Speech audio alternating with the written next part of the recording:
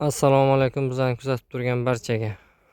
Bugun 2026-yil 29-may sanasida bog'imizdagi yangi bir kishmish qizil rangli uzum navi Arra 13.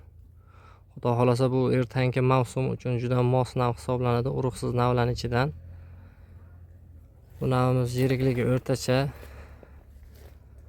11-12 gram atrofida bo'ladi deb yozilgan. Inshaalloh kuzatamiz.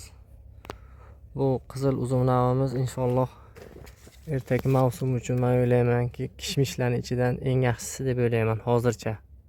Inshaalloh hozircha bizning bog'imizdagi kishmish navlarining ichidan bitta shu bor, qizil ranglisi. Bu navimizning o'sishi o'rtacha.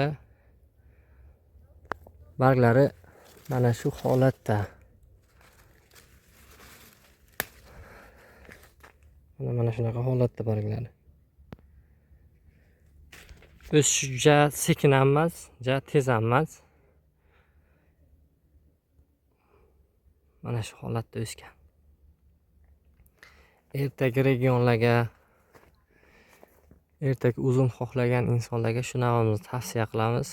Lekin erta pishish muddatida yomg'irli joylarga tavsiya qilinmaydi. Bu navimiz yomg'irga yo'roluvchan, moyilligi bor.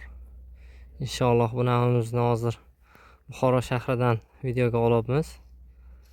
Inshaalloh pishgan vaqtlari hosillarni ham ko'rsatamiz. Sog' bo'linglar, salomat bo'linglar.